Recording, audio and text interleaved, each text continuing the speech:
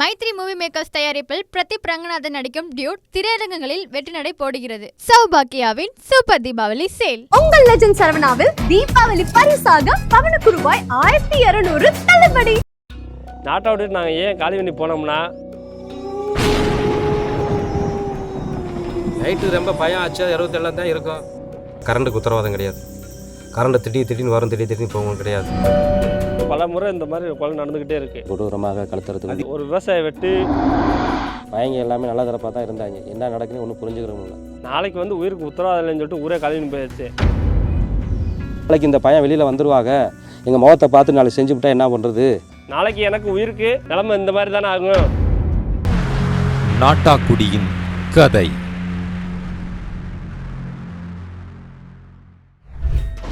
ஒருவர் மட்டுமே வசிக்கும் கிராமத்தில் நடந்தது என்ன?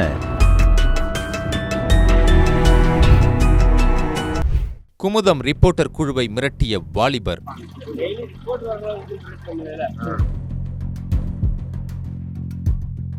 3 படுகொலைகளால் வெறிச்சோடிய தமிழ்நாட்டு கிராமம்.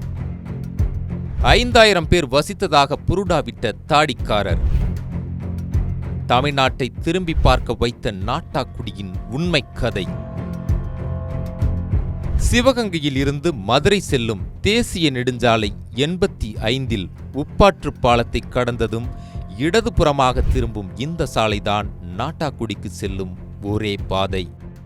ஒரு புறம் அதிவேக சாலை, மற்றொரு புறம் கைவிடப்பட்ட ஒரு கிராமத்துக்கு செல்லும் பாதை. ஆம், மக்கள் வசிப்பதற்கு அஞ்சும் நாட்டாக்குடியை நோக்கி விரைந்தது நமது குழு. சமீபத்தில் தமிழ்நாடே பேசிய ஒரு கிராமத்தின் பெயர் நாட்டாக்குடியாகவே இருக்க முடியும். எதிர்க்கட்சியான அதிமுக சார்பில் நாட்டாக்குடிக்காக சிவகங்கையில் போராட்டமே நடத்தப்பட்டது. முன்னாள் பாஜக தலைவர் அண்ணாமலை இதுதான் தமிழ்நாட்டின் லட்சணம் என நாட்டாக்குடியை உதாரணம் காட்டி சமூக வலைதளத்தில் பதிவுகள் போட்டார். முன்னேறிய மாநிலம் என சொல்லப்படும் தமிழ்நாட்டில் அடிப்படை வசதி இல்லாததால் ஊர் மக்கள் வெளியேறினார்கள் என வட இந்திய ஊடகங்களும் தமிழ் ஊடகங்களும் நாட்டாக்குடி பற்றி செய்திகளை வெளியிட்டன. குறிப்பாக ஒரு காலத்தில் 5000 பேர் வாழ்ந்த ஊர் நாட்டாக்குடி என அவ்வூரை ஊடகங்கள் அறிமுகம் செய்ததுதான் வேடிக்கையாக இருந்தது. நாட்டாக்குடியைப் போல பேருந்து வசதி இல்லாத, நாட்டாக்குடியைப் போல காவல் நிலையம் இல்லாத, நாட்டாக்குடியைப் போல பள்ளிக்கூட வசதி இல்லாத எத்தனையோ கிராமங்கள் இருக்கும் போது நாட்டாக்குடி மட்டும் எப்படி பேசு பொருளானது? இதோ தாடி வைத்துக்கொண்டு சாமியார் போல தோற்றமளிக்கும் தங்கராஜ் என்பவரால் தான். வணக்கம், எனது ஊர் சிவகங்கை மாவட்டத்திலிருந்து நாட்டாக்குடி குக்கிராமத்திலிருந்து தங்களுடைய கருத்துக்களை பதிவு செய்கிறேன். இவர்தான் நாட்டாக்குடியில் 5000 பேர் வசித்து வந்ததாக கதை அளந்து விட்டவர். அவர் சொன்னதில் ஒன்று மட்டும் மறுக்க முடியாத உண்மை. வீடுகள் பூட்டி கிடக்கின்றன. ஆட்கள் நடமாட்டம் இல்லாததால் சுடுகாடு போல காட்சி தருகிறது நாட்டாக்குடி. ஊருக்குள் நுழையும் முன்பே வலது புறத்தில் இருந்த ஒரு ஐயனார் கோவில் பூட்டி கிடந்ததை கண்டோம். பெரிய குதிரையுடன் காட்சியளித்த கருவாளுடைய ஐயனார் கோவிலில் சமீபத்தில் பூஜை நடந்ததற்கான எந்த அறிகுறியும் இல்லை. நாங்கள் ஐயனாரை படம் பிடித்துக் கொண்டிருந்த போதே பைக்கில் வந்த இளைஞர் ஒருவர் எங்களை தடுக்க நினைத்தார். தினமும் வாரீங்க, எடுத்து என்ன பண்ண போறீங்க, உங்களுக்கு வேற வேலை இல்லையா என்று எகிரினார். எங்க ஊர்ல என்ன நடந்துச்சுன்னு நான் சொல்றேன், என் பின்னாடி வாங்கன்னு எங்களை கூட்டிட்டு போனார் அந்த நபர். சின்ன கவுண்டர் என தன்னை அறிமுகம் செய்து கொண்டார் அந்த நபர். மற்றவர்களைப் போல சின்ன கவுண்டரும் நாட்டாக்குடியில் வசிக்கவில்லை. ஊர் மக்கள் வெளியேறிய போது இவரும் வீட்டை அப்படியே போட்டுவிட்டு அம்மாவுடன் சிவகங்கைக்கு சென்று விட்டார். நம்ம இருளாயி, எங்கள் ஆத்தா இருளாயி, வைகாசி 1ஆம் தேதி உத்தரவு கொடுத்தா மட்டும்தான் சாமி கும்பிட முடியும். யார் இல்லாட்டினாலும் சரிதேன். ஆனால் எங்கள் ஆத்தா இருளாயி வாசலில் என்னைக்கு விளக்கேறியும், ஆனால் இன்னைக்கு ஃபுல்லாக விளக்கப்பெல்லாம் அமர்த்தி விட்டு போயிட்டாங்க. தற்போது தனது வீடு மட்டுமின்றி இருளாயி அம்மன், மந்தை சாவடி கோவில் என கோவில்களில் லைட் போடுவதற்காக மட்டும் ஊருக்கு வந்து செல்கிறார்.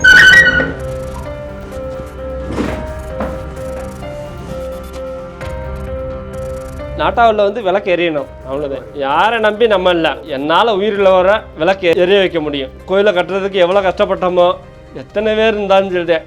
செத்தவங்க பிள்ளை எனக்கு வந்துட்டு நல்லபடியாக சாந்தி அடைஞ்சு நமக்கு வந்துட்டு அவங்க பிள்ளை ஒரு வழிகாட்டியாக வரட்டும். ஊரே சுடுகாடு போல மாறிவிட்டது, ஊருக்குள் எவரும் இல்லை, எல்லோரும் பயப்படுறாங்க அப்படின்னு நம்மிடம் சொன்னார் சின்ன கவுண்டர்.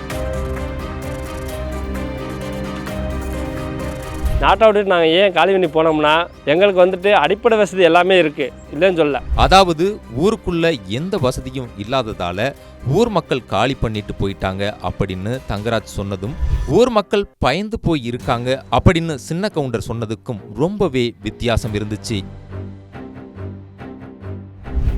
உண்மையிலேயே நாட்டாக்குடி மக்கள் ஊரை காலி பண்ணிட்டு போறதுக்கு காரணம் அங்க நடந்த 3 படுகொலைகள் தான் என்றார் சின்ன கவுண்டர். நாட்டாவடியில் இருந்துக்க ஆளு ஃபுல்லாக சிவங்களை இருக்காங்க.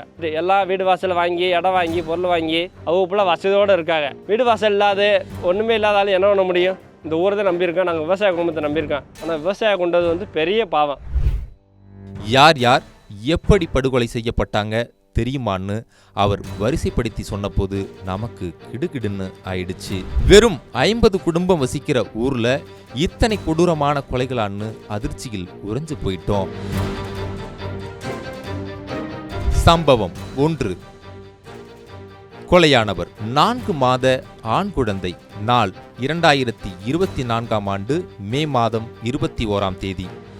குற்றம் சாட்டப்பட்டவர்கள் தந்தை சந்திரசேகர், தாய் ஷாலினி, பாட்டி காளிமுத்து. அதாவது இதே ஊரை சேர்ந்த 41 வயது சந்திரசேகர் கோவையில் வேலை பார்த்தபோது 26 வயதான ஷாலினி என்ற இளம்பெண்ணை திருமணம் பண்ணி இருக்காரு.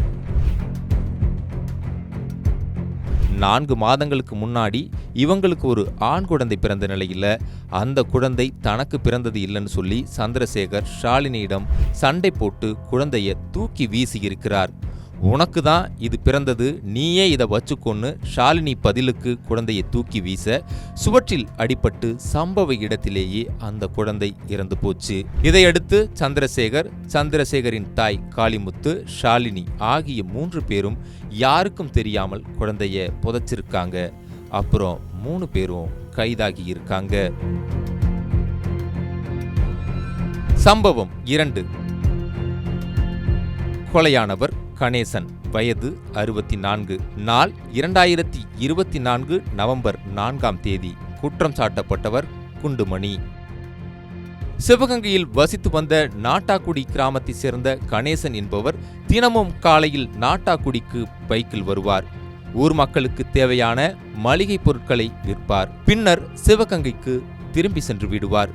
ஒரு வகையில் கணேசன் நாட்டாக்குடிக்கு ஊர் தலைவர் போலவும் செயல்பட்டு வந்தார். நவம்பர் 4ஆம் தேதி அவர் வழக்கம் போல ஊருக்கு வந்தபோது குண்டுமணி என்பவரால் வெட்டி படுகொலை செய்யப்பட்டார். அதாவது காலையில் தூங்கி விழிச்சதும் இந்த கொலையை பத்தி தான் மொத்த ஊரும் கேள்விப்பட்டுச்சு. 2 மாசத்துக்கு முன்னாடி கோவில் திருவிழாவில் நடந்த தகராறில் கணேசன் கொலை செய்யப்பட்டதா போலீசார் சொன்னாங்க.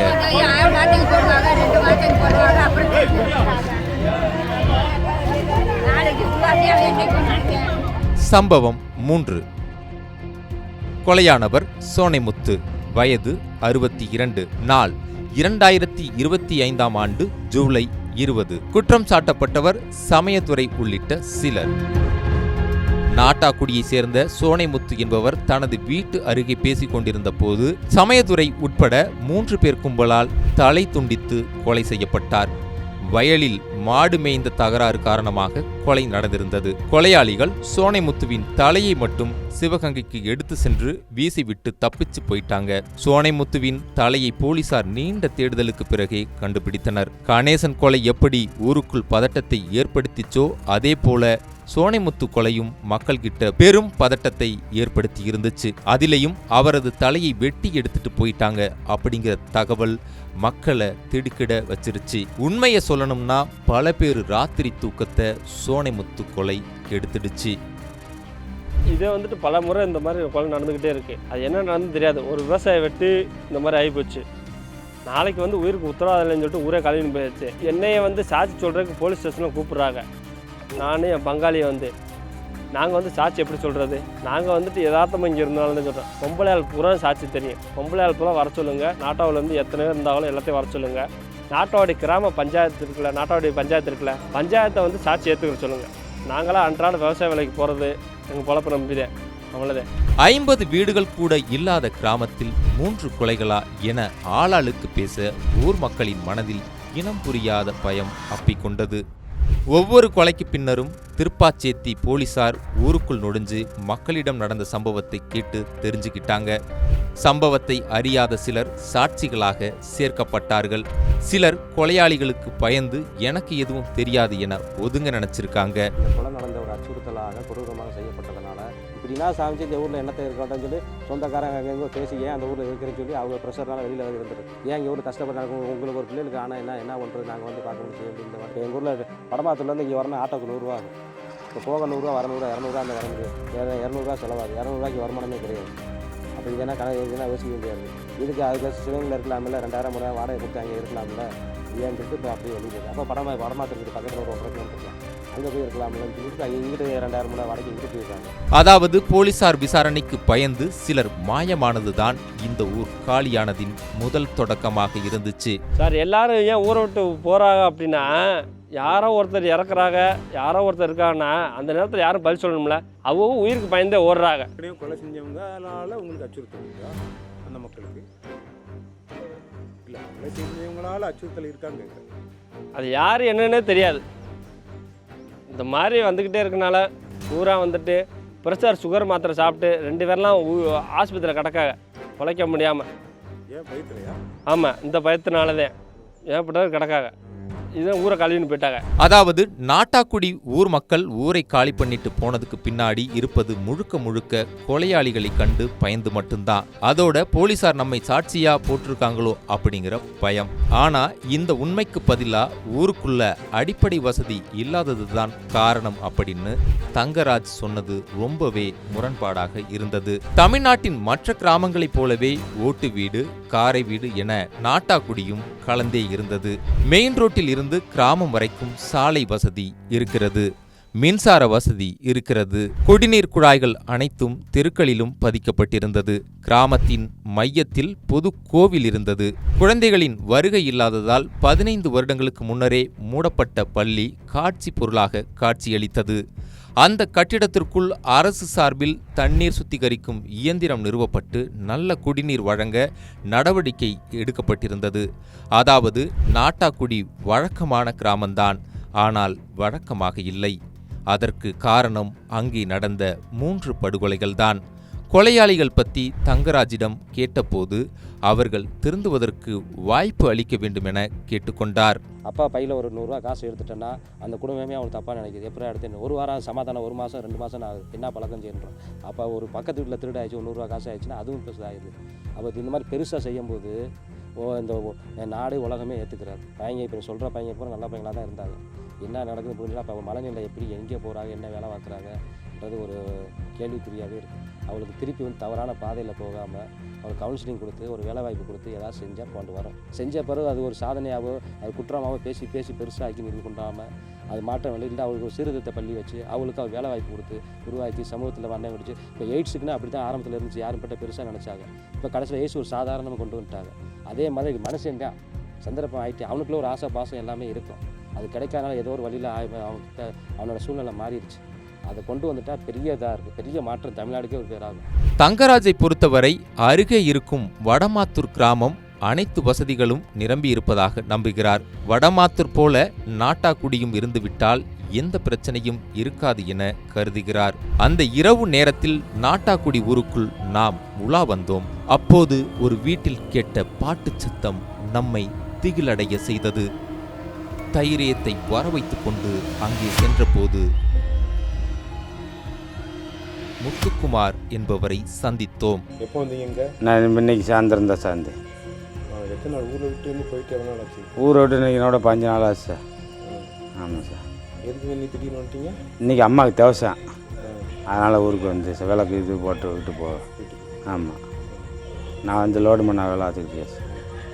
பார்த்து போயிட்டு வர சரி, டெய்லி வர 2 நாளைக்கு ஒருக்கா வந்துட்டு போய். ஆமாம் சார். நைட்டு தங்குறீங்களா இப்போ? இன்னைக்கு தங்குறது சார். இன்னைக்கு தங்குறீங்களா? ஆமாம். உண்மையில் என்ன பிரச்சனை இருந்தது? என்ன சார்? என்ன பிரச்சனை இருந்தது? என்ன பிரச்சனை சார்? அது என்ன ஊர் மக்களுக்கு பயப்படுறதுன்றா. முத்துக்குமாரை போல பலரும் ஊருக்கு திரும்புவதற்கு தயாராகி வருவதை நாங்கள் கண்டோம். தற்போது ஊருக்குள் இரவில் போலீஸ் காவல் போடப்பட்டிருக்கிறது. போலீசாரை நம்பி ஊர் எல்லையில் உள்ள ஒரு வீட்டிற்கு ஒருவர் திரும்பி வந்து விட்டதாக சொன்னார் தங்கராஜ். ஆனால் தங்கராஜ் கேட்பது போல 50 வீடுகளுக்கு ஒரு காவல் நிலையம், 50 வீடுகளுக்கு ஒரு மருத்துவமனை போன்ற வசதிகள் எல்லாம் கிடைச்சாதான் ஊர் மக்கள் திரும்ப வருவாங்க அப்படின்னு சொல்றது நடைமுறைக்கு சாத்தியமா என தெரியவில்லை.